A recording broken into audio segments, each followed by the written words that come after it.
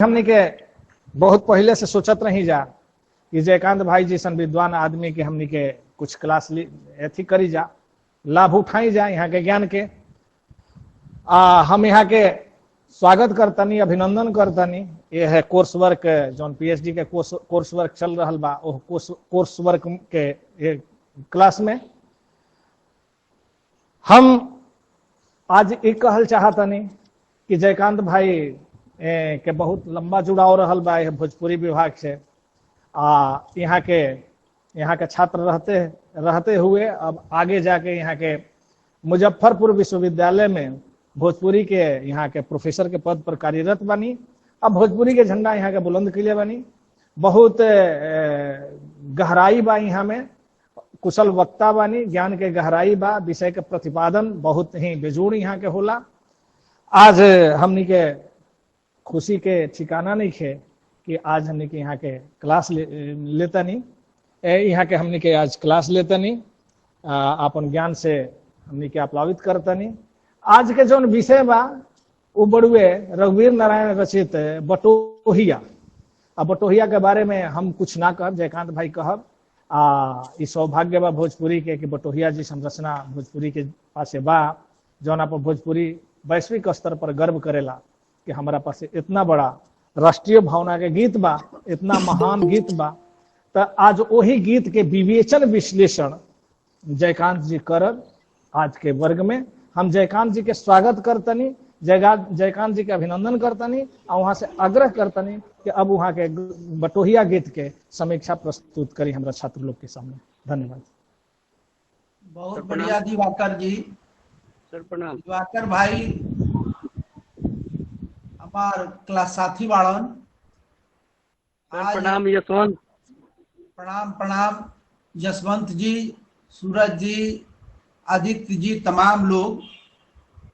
आज हमरो गौरव बोध है बात के हो रहल बा कि जौना विश्वविद्यालय में हम पढ़नी, जौना विभाग में हम पढ़ के आज यहाँ बानी, आज ओजा के छात्र लोग से बात करे के अवसर मिल रहा बा।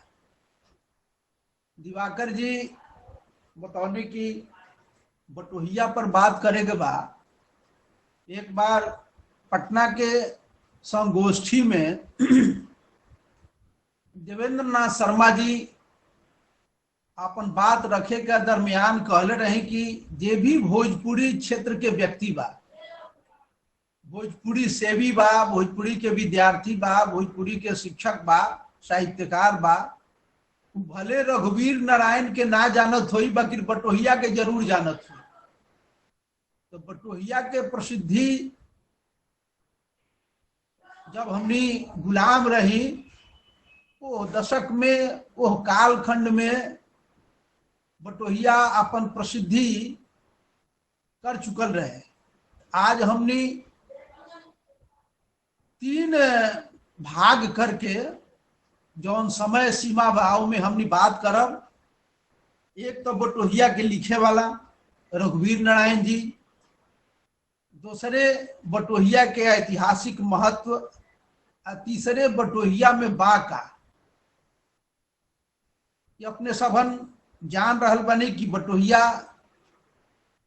एगो राष्ट्रीय गीत है।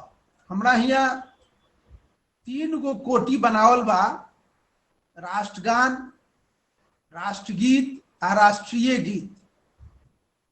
जब देश आजाद भय रहे तो गरी जो राष्ट्रगान समिति बनल रहे तो में 4 गो गीत डालल गए रहे कि में राष्ट्रगान कौन होई, जौना में एगो बटोहिया भी रहे। लेकिन चूंकि बड़ बड़ नाम रविन्द्रनाथ टैगोर जी के जनगण मन, इकबाल के सारे जहां से अच्छा हिंदुस्तान हमारा, और फिर बंकिम चंद्र चट्टोपाध्याय के वंदे मातरम,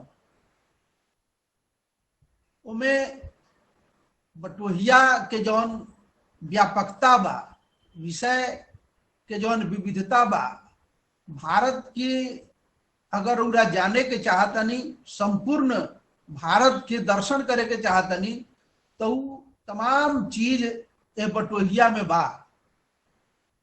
बाकी सब के बावजूद बटोहिया राष्ट्रगान ना घोषित हो सकल। राष्ट्रगान जनगण मन रविन्द्रनाथ टैगोर जी के लिखल जौन गीत रहे बटोहिया के राष्ट्रीय गीत मानल गए। वो समय में जब देश गुलाम रहे, आजादी खातिर संघर्ष करत रहे, तो कभी लोग अपना अपना स्तर से इस देश के गौरव गान करत रहे। भइल रहे ही कि जे पश्चिम के लोग रहे जेकर शासन सत्ता यह देश पर आज दुनिया के कई देशन पर है, वो लोग इस तरह के एक प्रोपेगेंडा चलावत रहे, दुनिया के बतावत रहे कि हमरा गैला के बाद भारत सभ्य भइल। भारत में गरेरियन के गीत गवात रहे, इस सांप पशु पालन के देश रहे। तो तमाम कवि लोग जौना में रघुवीर नारायण जी भी बतौनी कि भारत का है, भारत में का बा। यही तमाम जैसे विवेकानंद जी जैसे शिकागो सम्मेलन में जाके जब बतौनी कि भारत के जीवन दर्शन का है, ओकरा बाद भारत के बारे में एगो नजरिया बदल गए दुनिया के। वही तरह से बटोहिया गीत सुनला के बाद भारत के भी लोग जो पश्चिम के पद्धति से शिक्षा ग्रहण कैले रहे, चाहे जो पश्चिम के लोग रहे और दुनिया के लोग भारत के जानब, ये से बटोहिया का पहले रघुवीर नारायण जी पर एगो उनका वृत्त चित्र पर कुछ बतकही हो जाए के चाहे। रघुवीर नारायण जी के बारे में बतावल जाला कि उनका जन्म 20 अक्टूबर 1884 के छपरा के दहियावा मोहल्ला में भई रहे। उनकर बाबूजी जयदेव नारायण जी वहां के बहुत लम्हर वकील रही। कहीं कहीं 20 अक्टूबर और कहीं कहीं 30 अक्टूबर दोनों के चर्चा बा। लेकिन जौन भोजपुरी पत्रिका महेंद्र शास्त्री जी छपले रही 48 में, उनमें एगो संस्मरण छपल बा रघुवीर नारायण जी के, जौना में वहां का यापन जन्म तिथि 20 अक्टूबर 1884 ही बतौले बने। ऐसे अधिकाधिक लोग 30 अक्टूबर बतावेला। वहां का दिन भी बतौले बनी कि बीएफए दिन रहे 20 अक्टूबर 1884 के दहियावा मोहल्ला में रात के हमार जन्म बतावल जाला। इनकर बाबूजी इनका माई के लेके जगन्नाथपुरी ले गए रहे। लौटे में कलकत्ता काली घाट में माता जी के दर्शन के दरमियान उनकर मृत्यु हो गए रहे। इनकर बहिन रली वृषभान जी, वृषभान कुमारी, वृषभान दुलारी, जे भक्त परंपरा में रली, रूपकला जी के शिष्य रली, राम भक्ति धारा के माने वाला लोग रहे। उहे इनकर नाम रघुवीर नारायण धैली राम जी के नाम पर, चूंकि राम भक्ति परंपरा के संत रूपकला जी के शिष्य रहे। बहुत दुलरुआ रहे परिवार के। इनकर पढ़ाई लिखाई इनका दबाव में शुरू भई। 1891 में जिला स्कूल छपरा में नाम लिखाई और 96 में मैट्रिक कैले। ओकरा बाद इंटर खातिर पटना यूनिवर्सिटी में नाम लिखाई। 1903 में जब बीए में नाम लिखौले, फाइनल ईयर में बीमार हो गए तो आगे के पढ़ाई ना हो सकल। जब फिर ठीक भैले तब कानून के पढ़ाई शुरू कैले। फिर बीमार हो गए, प्रैक्टिस ना कर पैले। लेकिन उस दरमियान ही विद्यार्थी जीवन में ही कई गो ऐसा अंग्रेजी के कविता लिखले जो काफी इनका प्रसिद्धि मिलल। वो जाके जो शिक्षक HR जेम्स रहे, CR विल्सन रहे, यदुनाथ सरकार रहे, ऐसा विद्वान लोग ओजा उनका शिक्षक मिलल। 1905 में ये टेल्स ऑफ बिहार अंग्रेजी में जौनी लिखलन, जौना के प्रशंसा इंग्लैंड के जे राष्ट्रीय कवि राज कवि अल्फ्रेड आइंस्टीन रहे, उनकर आयल प्रशंसा पत्र कि हम अपना देश के कवि लोग के भी कविता पढ़ी ले, लेकिन जौन अंग्रेजी पढ़ पकड़ आ जौन भाव के प्रस्तुति रउरा कविता में बा एजवो के लोग में नहीं थे। एक बाद फिर a folk tales of Bihar central Hindu college के पत्रिका में छपल थे, यानी बेसेंट जी के पत्र आए। इस तरह से मूलतः अंग्रेजी के कवि रहे। अंग्रेजी में काफी कविता प्रबंध काव्य वगैरह उनकर बा, लेकिन उनका जो प्रसिद्धि मिलल वो बटोहिया के चलते मिलल। ऐसे लोग जाने ला कि वो बटोहिया वो खाली लिखले बड़न, लेकिन एकरा अलावे भोजपुरी में विजय नायक रामायण, सीता हरण और काफी उनकर जौन काव्य लेखन बा, दूगो किताब माने हिंदी भोजपुरी के रघुवीर रसरंग और रघुवीर पत्र पुष्प में छपल बा। एक बाद रउरा के बता दी कि उनकर जौन शिक्षा ग्रहण कैला के बाद रघुवीर नारायण जी मुंगेर स्कूल में शिक्षक हो गए रहे। वहाँ एक बार बंगाल बिहार के गवर्नर साहब आए रहे सर एडमंड बेकर साहब, तो उनका सम्मान में वो कविता लिखले रहे अंग्रेजी में, तो काफी प्रभावित भय रहे। लेकिन हेडमास्टर इनका चूंकि भक्ति भाव वाला आदमी रहे, भजन पूजा करे वाला आदमी रहे, तो ऐसे हेडमास्टर के कमेंट अतना होके वजह से छोड़ के फिर जिला स्कूल छपरा आ गए। छपरा में वो शिक्षक हो गए। छात्र जीवन में कई गो लोग ऐसा है, जैसे राजेंद्र बाबू इनका से 1-2 क्लास नीचे पढ़त रहे। तो इनका अंबिका दत्त व्यास जैसन शिक्षक मिला, रामा अवतार शर्मा जी ओजवा यहाँ का मिलनी। इस तरह से इनकर जन व्यक्तित्व के निर्माण भैल रघुवीर नारायण जी के। अब शुरू से भी परिवार काफी समृद्ध और सुशिक्षित परिवार रहे, जौन इलाहाबाद से चल के बिहार आयल रहे 700 वर्ष पहले।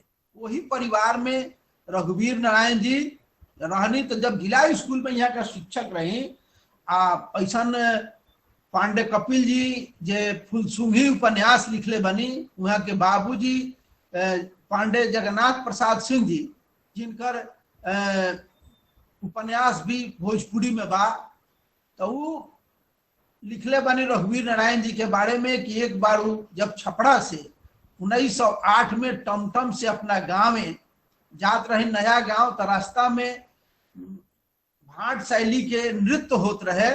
ओकरा में एगो गीत भाट लोग गावत रहे कि रामवा रे रामवा रमवा रे रामवा मिलल बा यार छुरी बजवा रे रामवा। तो रघुवीर नारायण जी ये गीत से बहुत प्रभावित भैले और उनका रात में इनका गीत माथा में घूमत रहे, वो धुन घूमत रहे। तो जौन लोक धुन उनका दिमाग में रहे, तो रात में 2 बजे रात के दिमाग में आई 2 पंक्ति कि सीता के विमल जस, राम जस, कृष्ण जस, मोरे बाप दादा के कहानी रे बटोहिया। बटोहिया जौन राष्ट्रीय गीत बा भोजपुरी के, जेकर प्रशंसा राजेंद्र बाबू जब सुनले तो कहले कि तो हमार जन्मभूमि जैसन बा। गांधी जी कहले कि भोजपुरी के वंदे मातरम है। दिनकर जी जेकर प्रशंसा कैले। भगवत शरण उपाध्याय इनका गीत से प्रभावित होके जब 62 के लड़ाई भई चाइना से, तो अंग्रेजी में एगो किताबें लिखले, तीना द्वारा सिंधु घर आवे। इस तरह से काफी लोग इस गीत से प्रभावित भइल। तो ये गीत बतावल जाला कि 1908 में लिखल है, लेकिन चर्चा में आई 1911 में, जब बिहार छात्र कॉन्फ्रेंस अधिवेशन होत रहे, बिहार छात्र सम्मेलन मोतिहारी में। तो बिहार के प्रथम मुख्यमंत्री श्री कृष्ण बाबू के छोट भाई गोपी कृष्ण जी ओजवा गौले हैं बटोहिया के मोतिहारी में 11 में।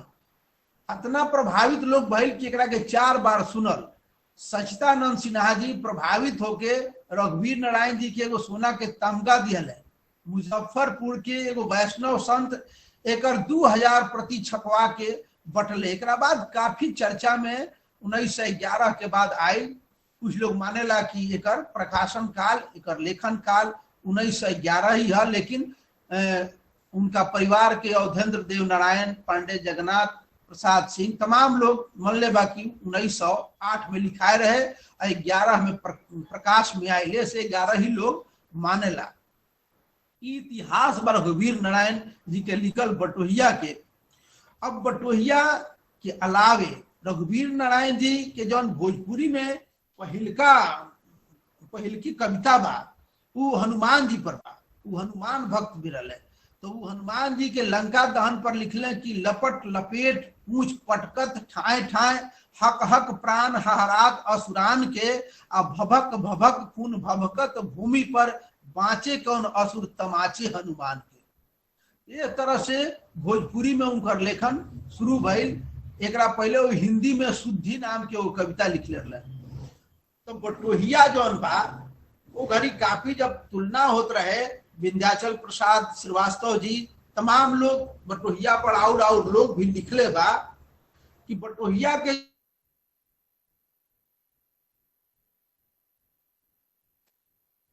जौन कविता बा कि मनमोहिनी प्रकृति के जो गोद में बसा है, सुख स्वर्ग सा जहां है, वह देश कौन सा है, जिसका चरण निरंतर रत्नेश धो रहा है, जिसका मुकुट हिमालय, वह देश कौन सा है। तो वह देश कौन सा है जे त्रिपाठी जी के कविता रहे, वो कविता के जवाब बा बटोहिया। अगर उड़ा बटोहिया पढ़ब विस्तार से तो उड़ा पता चली कि रघुवीर नारायण जी प्रेम के कवि बारे, अध्यात्म के कवि बारे, राष्ट्रवादी कवि बारे। उनका भीतर राष्ट्र प्रेम के जौन भावना बा, राष्ट्रीय गौरव गाथा बा बटोहिया।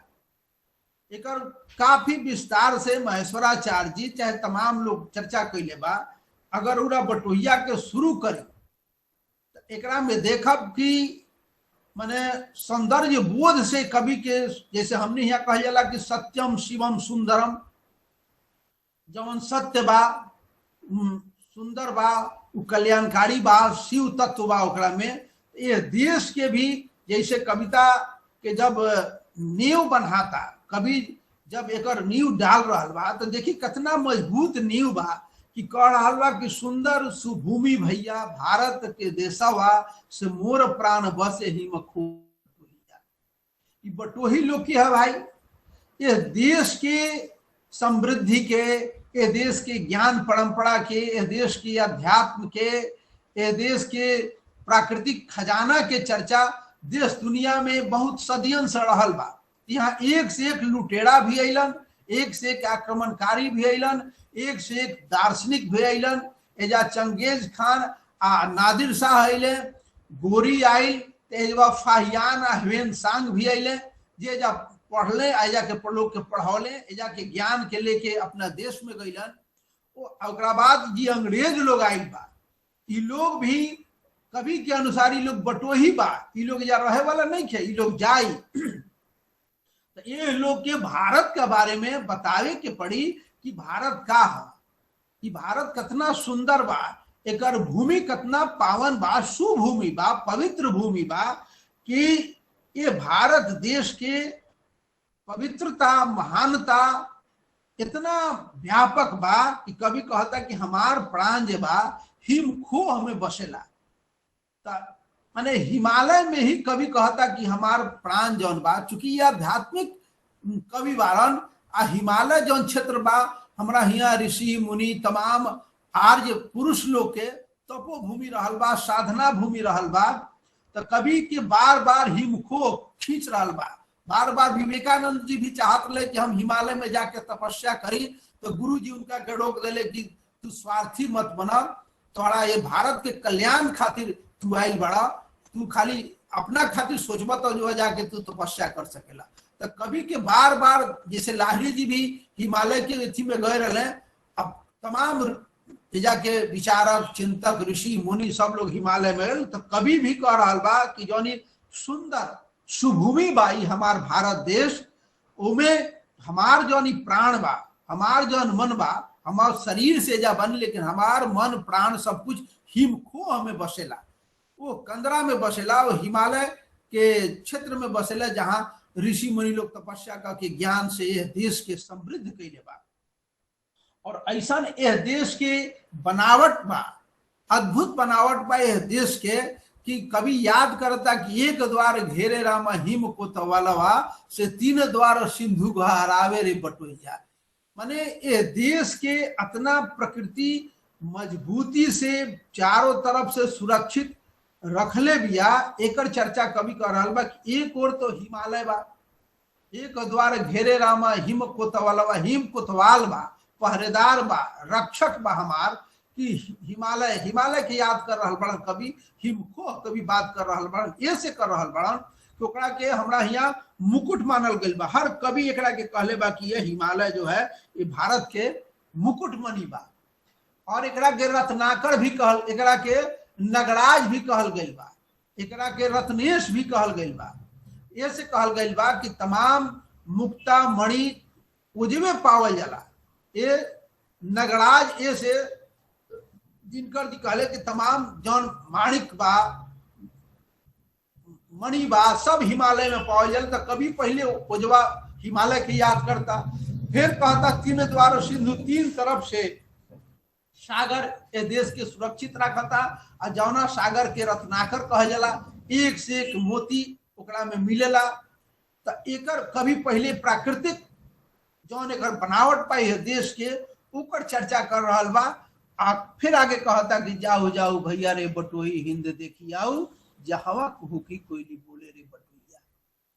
इस देश के देखाओ भाई, और देश में कोयल बोलत होई, लेकिन हमारा देश में कोयल कुहके ले।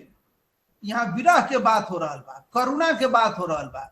चूंकि हमने जानी ले कि करुण रस जौन है, करुण रस के सब रस में रसराज मानल, प्रधान मानल गइल बा। कहल गइल बा कि पहिल कवि जे बा करुण रस में ही कविता कैलस, वाल्मीकि के चर्चा कइल जाला। तो कवि पहले कहता कि जहवा कुहुकी कोयली बोले रे, काहे कि जब बिरहन जब विलाप करेली, विरह वेदना से व्याकुल होली तो कुहकेली, वैसे ही जैसे कोयल कुहकतिया। तो कभी कोयल के चर्चा कर रहल बा। एकरा अलावे जौन हमार पंच महाभूत के चर्चा कई जाला कि हमारी जौन शरीर बा, सब कुछ संसार बा पंच महाभूत से बनल बा। तो कभी ओकरा में पवन के पहले चर्चा करता, जैसे कहले तुलसीदास जी की क्षितिजल पावक गगन समीरा। तो समीर के चर्चा कभी कर रहल बा कि पवन सुगंध मंद अगर चननवा से कामिनी विरह राग गावे रे बटोहिया। तो यहाँ के जौन पवन सुगंध माने सुगंधित जौन बयार आ रहल बा, ओकरा माने चंदन के जौन हिमालय से जब हवा चल रहल बा, मंद शीतल मंद सुगंध समीरा जौना के कह रहल बड़न कभी। एजवा रघुवीर नारायण जी भी कह रहल बड़े कि जब सूतल माने सुगंध और चंदन के खुशबू के लेके जौन मंद मंद हवा आ रहल बा, तो बिरहिन के विरह वेदना के और जगा रहल बा। आउ कामिनी जो बिया जौन पति के प्रेमी के अभाव में ओकरा याद में व्यथित बिया, व्याकुल बिया, ओकर जौन वेदना के स्वर फूटता, उ विरह गान हो जाता। तो कभी कह रहल बा कि कामिनी विरह राग गावे रे बटोहिया। एकरा बाद फिर कहता रहे कि विपिन अगम घन सघन बगन बीच चंपक कुसुम रंग देवे रे बटोहिया। द्रुम बट पीपल कदम्ब निम्ब आम वृक्ष के तकी गुलाब फूल फूले रे बटोहिया।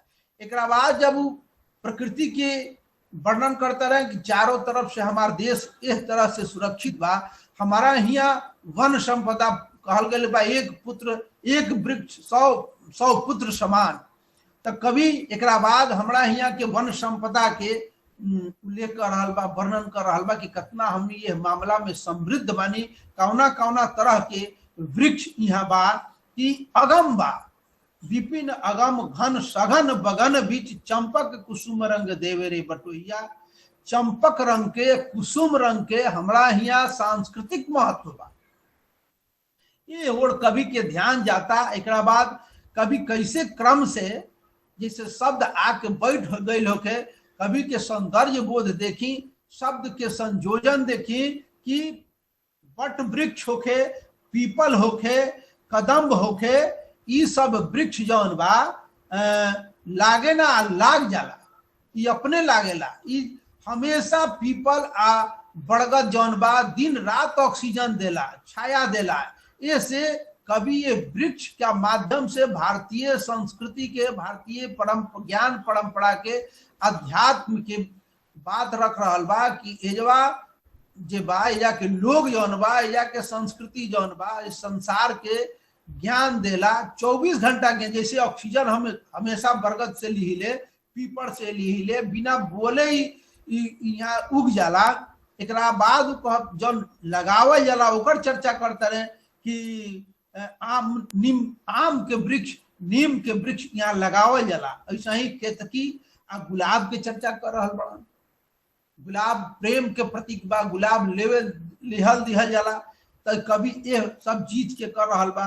फिर तोता तोती बोले रामा, बोले भंग राजवा, से पपिया के पिपी जिया, साले रे बटुइया।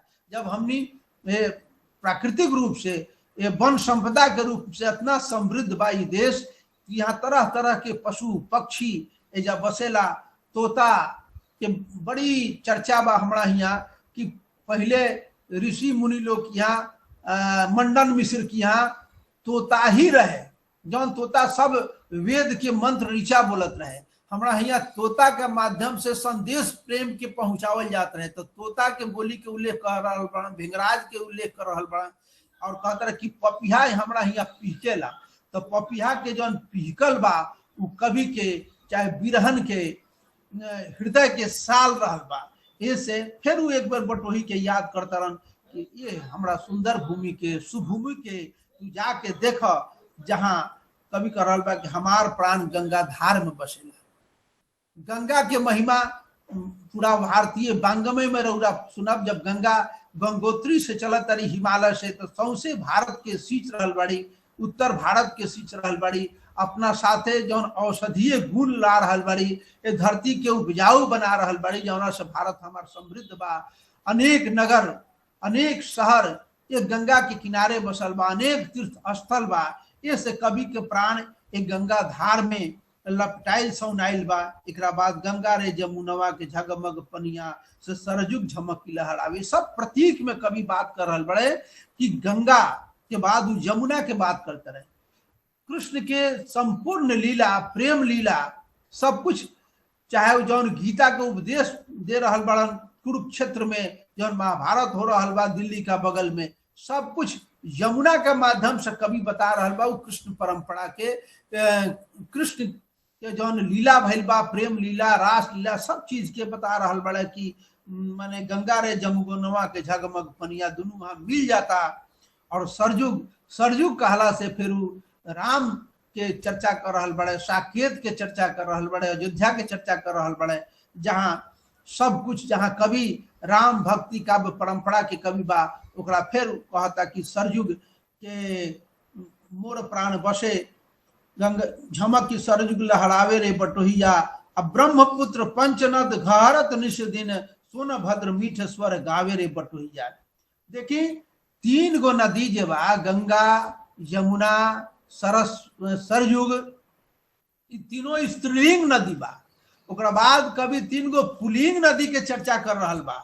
सोनभद्र के नदियन में सोन नदी के पुल्लिंग मानल बा, ओकरा में भद्र शब्द जुड़ल बा। एक रही पंचनद, पंचनद के नद कहल गइल बा, नदी नहीं के कहल। ऐसा ही ब्रह्मपुत्र के भी पुल्लिंग कहल गइल बा। तो कभी कतना जागरूक बा कि तीनों पुल्लिंग नदियन के एक साथे चर्चा कर रहल बा, आ तीनों नदियन के आपन आपन महत्व भी बा, एकर उल्लेख कर रहल बा। एकरा अलावे अपर अनेक नदी, उमरी घुमरी नाचे, जुगन के जदुआ जगावे रे बटोहिया। मतलब और जौन भी छोट छोट नदी बा, चाहे बहुत नदी बा, दक्षिण भारत के नदी बाड़ी सा, कावेरी बा, गोदावरी बा, नर्मदा बा, इस सब के आपन आपन महत्व बा। इस जुगन से, जुग जुग से ये देश के गुण गा रहल बा, अपन जादू दिखा रहल बा, ये देश के सीच के समृद्ध बना रहल बा। यही से कहता कि जुगन के जदुआ जगावे रे, जुगन से जदुआ जगावे रे बटोहिया। एकरा अलावे जौन आगरा बा, प्रयाग बा, काशी बा, दिल्ली बा, कलकत्ता बा, ये सब कुछ जितना शहर बा वो नदी के किनारे, यही नदियन के किनारे बसल बा। नदियन के संस्कृति सभ्यता के विकास, भारतीय सभ्यता के विकास यही नदियन के किनारे भइल बा।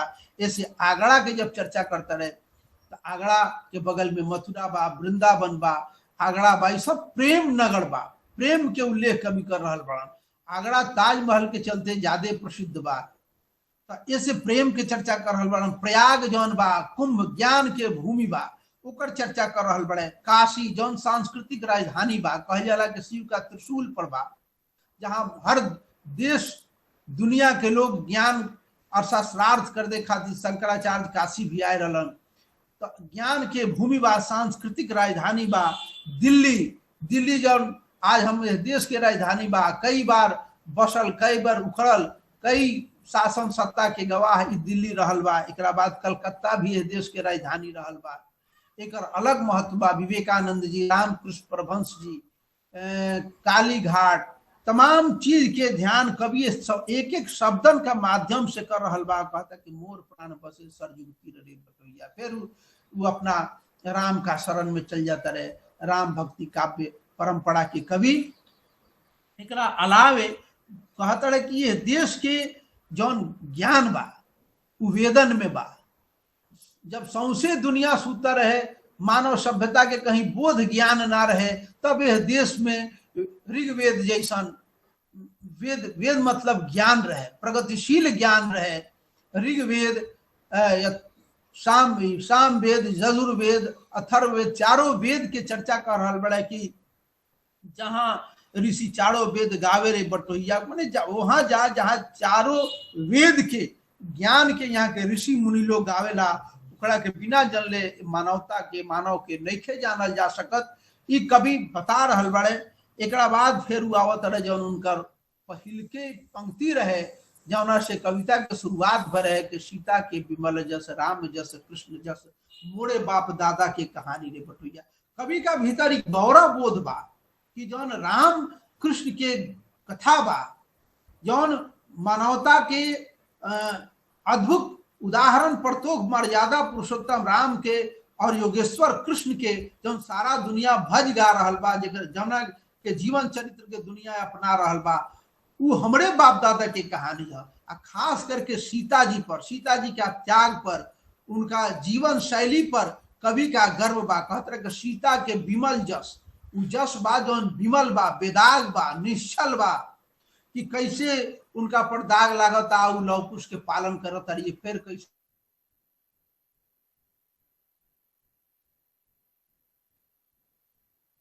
के कभी काफी भीतर से आह्लादित हो रहा बड़न। एकरा बाद ऋषि मुनि के, व्यास के, महाभारत लिखे वाला व्यास के, रामायण लिखे वाला वाल्मीकि के, एकरा बाद दर्शन देवे वाला गौतम के, कपिल देव के, सब लोग के याद करत कर रहल बड़ा कि लोग सुतल अमर के देवत्व भाव के देश के जगावेला। एकरा बाद रामानुज, रामानंद, न्यारी प्यारी रूप कला, माने राम भक्ति संप्रदाय होके, कृष्ण भक्ति संप्रदाय होके, राम भक्ति काव्य परंपरा में भी मधुरोपासक सखी संप्रदाय के रूप कला जी होकस। ये सब लोग ब्रह्म सुख बन के भौड़, ये ज्ञान यज्ञ के, ये ज्ञान के जौन भूमि बा, एक जौन सुंदर कानन फैलल बा, ओकर ये लोग भौड़ा है, एक रसपान करेला। एक अलावे जब वो निर्गुण भक्ति धारा के भी याद करते रहे, नानक के, कबीर के, गौर शंकर के, श्री राम कृष्ण, फिर सगुन में चल जाते रहे, माने निर्गुण भक्ति धारा के भी याद करते रहे, नानक कबीर के जब नाम लेता रहे। फिर श्री राम कृष्ण देव, माने रामकृष्ण परमहंस के जे शाक्त धर्म, शाक्त संप्रदाय के उपासक बारे, उनकर भी चर्चा कर रहल बा। कहीं भी कोनो पंथ संप्रदाय के कभी अपना एक कविता में छोड़ले नहीं छे कि लोग अलग के गति जगा रहल बा, जेकरा के अगम अगोचर जौना ज्ञान के कहल जाला, ब्रह्म ज्ञान के, वो अलग के लखा रहल बा। चाहे रामकृष्ण परमहंस होकस, चाहे निर्गुणोपासक कबीर होकस, नानक होकस, चाहे राम भक्ति धारा के शुरू करे वाला रामानंद जी, चाहे आपन दर्शन देवे वाला रामानुजाचार्य जी होकस। एकरा अलावे कवि जौन लौकिक काव्य लिखे वाला सिद्ध कवि लोग बा, जैसे विद्यापति, कालिदास, सूर्य जयदेव कवि, तुलसी के सरल कहानी रे बटोहिया। इस तरह से विद्यापति के भी याद कर रहा बड़े, कालिदास के याद कर रहा बड़े, सूर्य जयदेव के याद कर रहा बड़ा कवि। कह रहा मन फिर कि इनका बार बार जो मन बा वो हिम खोह में चल जाता, वो आध्यात्मिक क्षेत्र में चल जाता, वो साधना भूमि में, तपो भूमि में चल जाता। एक बाद जब अध्यात्म के, एक वन संपदा के, एक नदी से सिंचित भूमि के, ज्ञान भूमि के, वेदन के, कवियन के, दार्शनिकन के चर्चा कैले के बाद कभी फिर एक कृषि प्रधान ये देश है। ये जब एक ही परिवार में एक भाई हलवाहा हो जाला, एक भाई चढ़वाहा हो जाला। कृष्ण एजा गाय चढ़ावतरन, अब बलराम एजा हल जोततरन, दिलीप की यहाँ गाय पोसाता, जनक की हल चला रहल बड़ा। तो ये कृषि प्रधान संस्कृति के जिए वाला यह देश के वर्णन कभी आगे बता रहल बड़ा कि कैसे जहां जाहू जाहू भैया रे बटोही हिंद देखी आऊ, जहां सुख झूले धान खेत रे बटोहिया। यहाँ कैसे धान लहाला, जब धान सोना जैसन खेत में चमकेला तो किसान के हृदय कैसे आह्लादित हो जाला, एक कवि चर्चा कर रहा बा। एक बाद एक के वीर भूमि के, के लोग के ज्ञान करते रहे, पृथ्वीदेव के, अर्जुन के, शिवाजी के याद आ रहा बा। ये से याद आ रहा बा कि देश आज गुलाम बा, आज ऐसा ऐसा वीर भूप के जरूरत बा ये देश के आजाद करावे खातिर। तो शिवाजी के याद कर रहा पड़न, अर्जुन के याद कर रहा पड़न, पृथ्वी जैसा राजा के याद कर रहा पड़न, जे मानल जाला कि कृषि संस्कृति के पैदा कैलन जगह। ये से कभी पूरी परंपरा के बटोहिया के माध्यम से याद कर रहा बा, कह रहा बा कि अपड़ प्रदेश देश सुभग सुधर वेश, मोर हिंद जग के निचोर रे बटोहिया, सुंदर सुभूमि भैया भारत की भूमि जेही, जन रघुवीर सिर नावे रे बटोहिया। अनेक प्रदेश बायकर, अनेक माने कितना सुंदर सुभग देश बाई, जहां मोर हिंद जौन हिंदुस्तान बा, जौन हिंद बा, सौसे दुनिया के निचोर बा। बहुत दुनिया में जाए तो कहीं एक एगो मौसम बा, चाहे बहुत तरह के संकट बा, लेकिन प्रकृति एजबा सब कुछ देले बा। यहाँ अपने आप में कोई विश्व बाई देश। तो कवि का ये गौरव गाथा में, राष्ट्रीय गौरव गाथा में हर चीज के कवि, हर आयाम के छुए के प्रयास कवि कैले बा।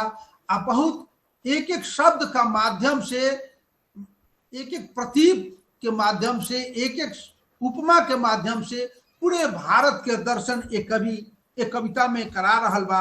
आ कहता अंत में कि ये भारत भूमि पर, ये सुंदर सुभूमि पर बार बार हम अपना सिर के नवा रहल बानी, माने समर्पित कर रहल बानी। निष्छल भाव से, निष्काम भाव से कवि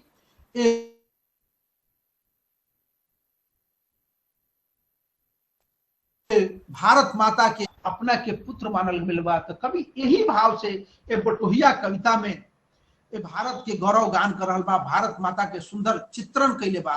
ये तरह से बहुत व्यापक आयाम बा। तबे एक चर्चा, एक तुलना आउ राष्ट्र गीतन से, आउ राष्ट्र गानन से होला कि इतना लम्हड़ आयाम वंदे मातरम के भी नहीं थे, इकबाल के भी सारे जहां के नहीं थे। ये तरह से जौन भोजपुरी के राष्ट्रीय गीत बा, जौना के चर्चा राजेंद्र बाबू, सहितानंद सिन्हा, महात्मा गांधी, दिनकर जी, तमाम लोग कैले बा। तो हम रुड़ा के बता रहा बानी कि बटोहिया बहुत लम्हर आयाम में लिखल रघुवीर नारायण जी के अमर काव्य बा। जैसे होला नो कि केहू एगो ऐसन रचना काव्य साहित्य लेखन कर दिहल कि अमर हो गई, तो रघुवीर नारायण जी एगो और कुछ नाहियो लिखले बाड़न, नाहियो लिखतन, तो एगो बटोहिया लिख के आज एगो अमर कवि का रूप में सामने बाड़न।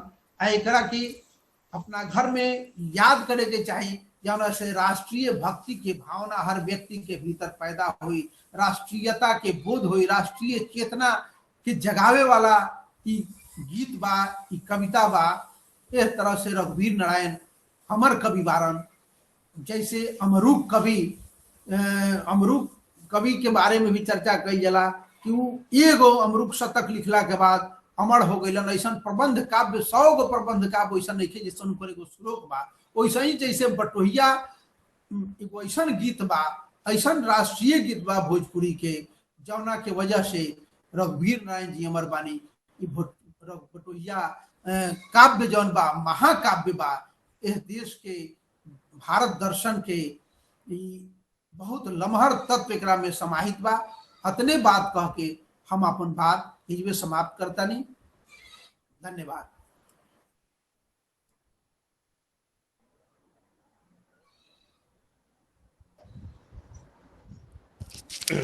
प्रणाम सर।